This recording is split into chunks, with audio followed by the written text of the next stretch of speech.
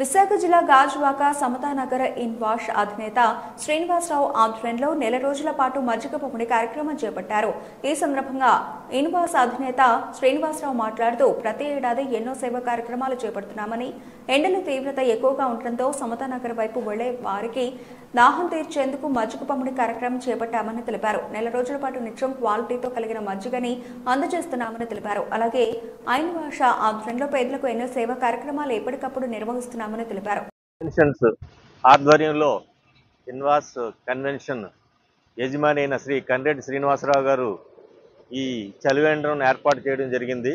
ఈ చలివేంద్రం మే 31 వరకు కొనసాగించాలని ఆయన సంకల్పించారు. ఈ చుట్టుపక్కల ఉన్న వారికి, ఈ ప్రయాణికులకి అందరికీ దాహర్తి తీర్చే ఉద్దేశంతో ఈయన ఇది నెలకొల్పడం జరిగింది. ఈ విషయంలో చాలామంది నిజంగా ఎంతో అప్రిషియేట్ చేస్తున్నారు.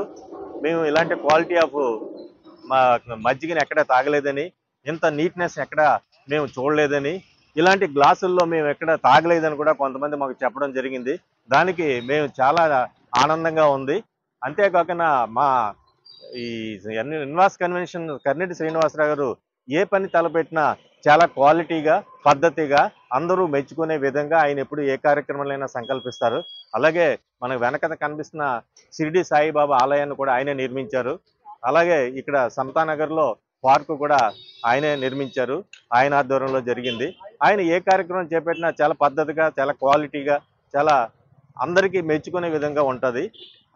దానికి ఆయన్ని మనం నిజంగా అప్రిషియేట్ చేయవలసిన అవసరం ఎంతైనా ఉంది.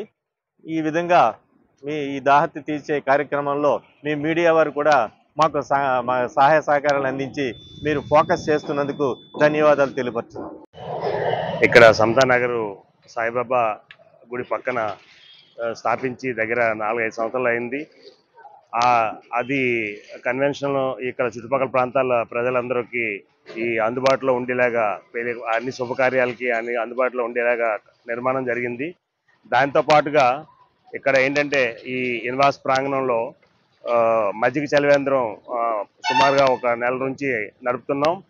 డైలీ ఒక 25-30 లీటర్లు వరకు పెరుగు తీసుకొని మజ్జిగ చేసి ప్రజలందరూ దాహార్తిని తీర్చే ఉద్దేశంతో రోజు నిర్వహించబడుతుంది. ముఖ్యంగా ఏంటంటే ఈ స్టీల్ ప్లాంట్ గంట్యాడి నుండి స్టీల్ ప్లాంట్ వెళ్ళే మార్గంలో ఇక్కడ హెవీ రష్గా ఉంటుంది. జనాలు ఎక్కువ ఫ్లోటింగ్ కూడా ఉంది. ఎండలు కూడా చాలా తీవ్రంగా ఉన్నాయి కాబట్టి ఉదయం 10-10:30 నుండి 2-3 గంటల వరకు జనాలకి అందరికీ కావాల్సిన అది దాహార్తిని తీర్చడం కోసం మా తరపున సేవా కార్యక్రమం చేయిస్తున్నాం.